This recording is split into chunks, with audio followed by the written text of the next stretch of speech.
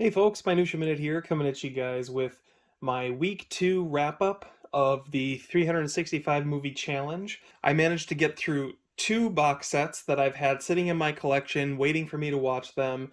As I alluded to in my Friday unboxing, they are martial arts related. One is from Shout Factory and the other is from Arrow Video. On January 8th, I started going through the Street Fighter collection, starring Sonny Chiba. This was a really fun set of movies to watch, actually. I had never seen any of these before. 70s Kung Fu cinema is somewhat of a blind spot for me, which I am excited to rectify over the course of the year. The only Sonny Chiba movie I've seen, to my knowledge, is Kill Bill, which is where I first kind of became familiar with him. But yeah, finally getting around to firing this Shout Factory set up. He was not a disappointment. This guy has got so much charisma on screen. So my movie for January 8th was The Street Fighter, the first film in the series. It kind of got off to a little bit of a slow start compared to later entries. The plot is a little bit more complicated. It focuses on the amorality of Sonny Chiba's character. And as the movie progresses, some of the decisions he made earlier in the film kind of comes back to haunt him.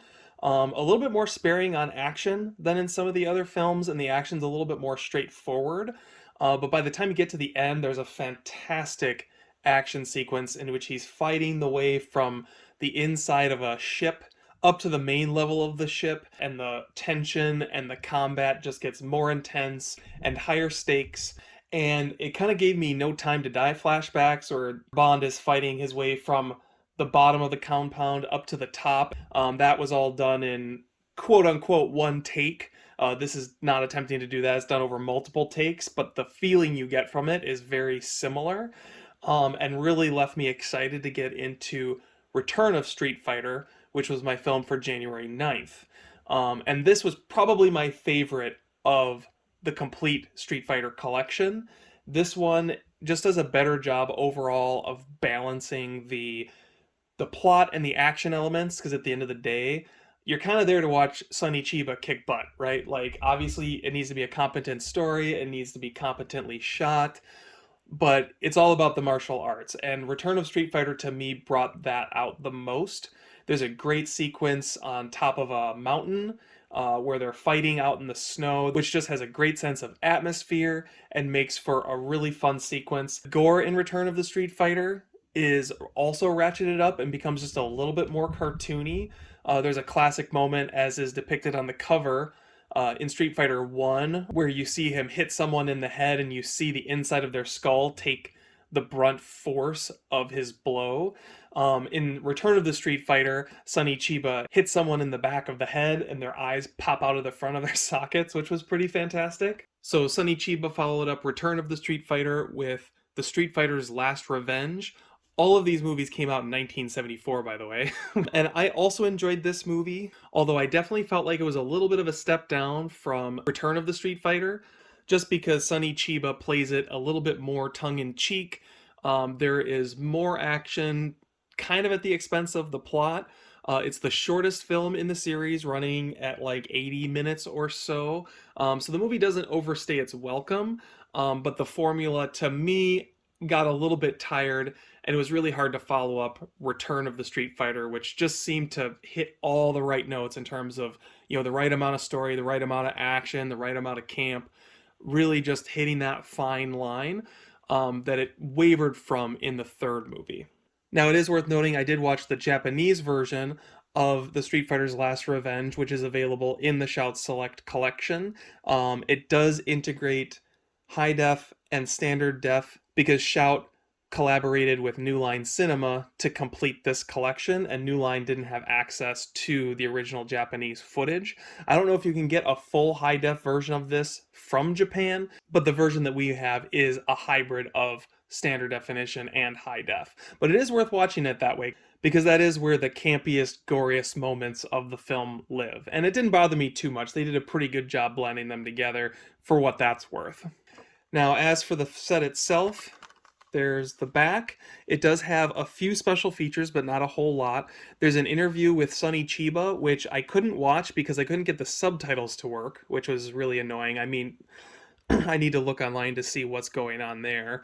But I was able to watch the interview with Jack Shoulder, who famously cut trailers for New Line Cinema over the years when they were re-releasing foreign films and independent films.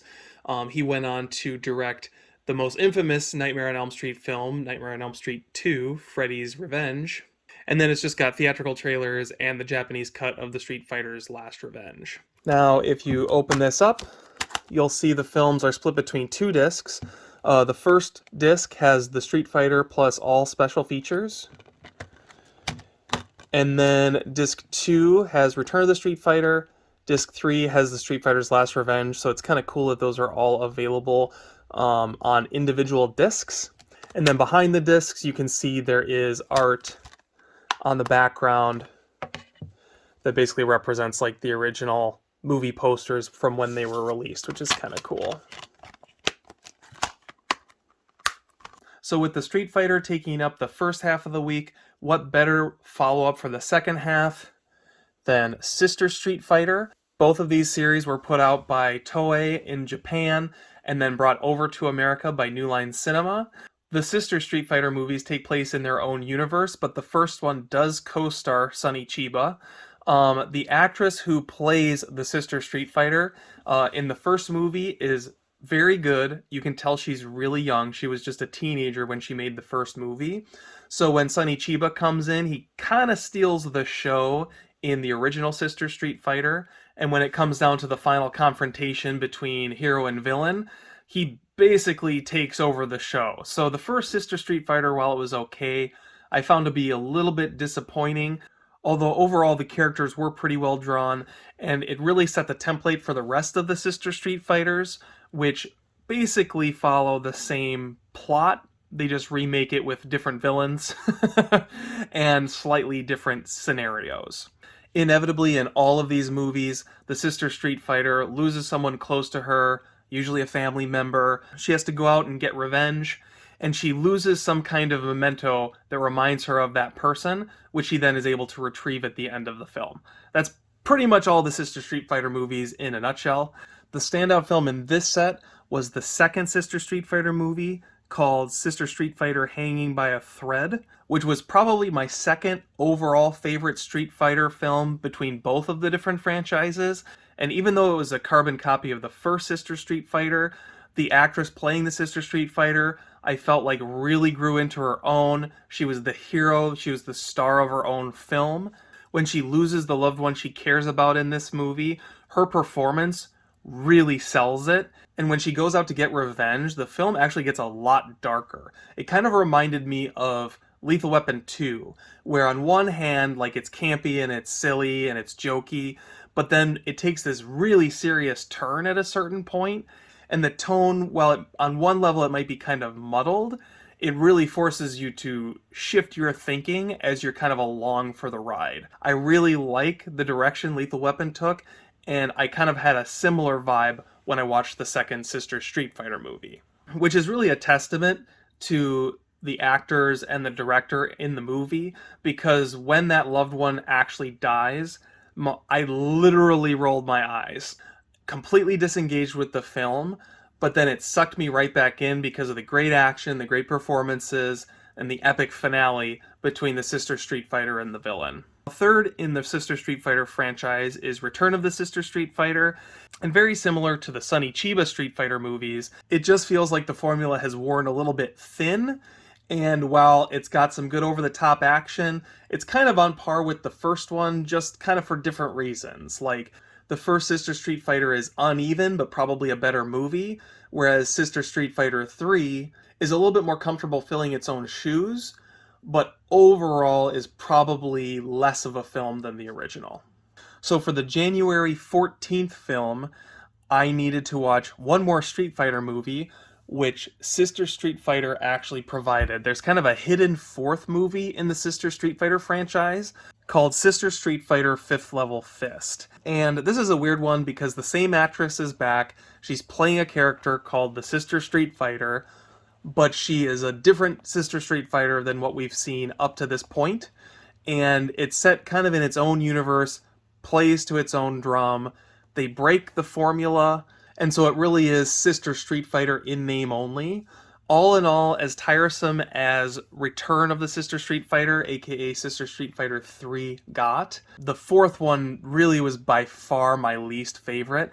They really try to take things in a new direction. They give Itsuko Shiomi a little bit more of an opportunity to act. There's a lot of downtime in this, where they go through a lot of the beats of the prior films with the action cut out and monologues and drama interwoven in. There is a fair amount of combat towards the end, but it's shot very flat. It doesn't have the over the top cornball aspect that the other Street Fighter movies have, which is interesting because that film is actually directed by the director of the original Street Fighter with Sonny Chiba that kicked off the whole franchise to begin with. So overall, Sister Street Fighter 4, definitely a disappointment, a sad place to leave off the series, but overall, it was a really fun week going through both of these box sets. I had a fantastic time.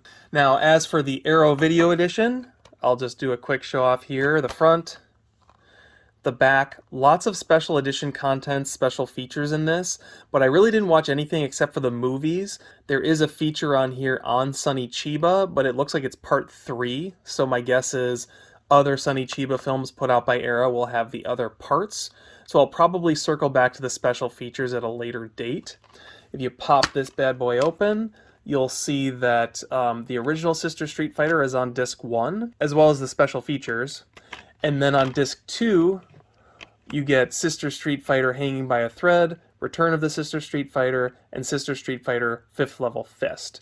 So kind of weird to have all 3 movies on one disc, but all those movies are like 70 minutes a piece. So in terms of picture quality, I didn't really notice anything. And then as you can see, this does have a reversible cover. I am sticking with the other artwork though. That is easily my favorite artwork between the two. So all in all, I had a fantastic time going through both of these series. If you've seen these movies before, be sure to leave a comment down below. Let me know what you thought of them. I would love to hear some additional opinions. Very 70s, very corny kung fu, but so much fun to watch. I will be back next Sunday with another set of 7 movies. In the meantime, I hope you guys have a great week in movies, and thanks for watching.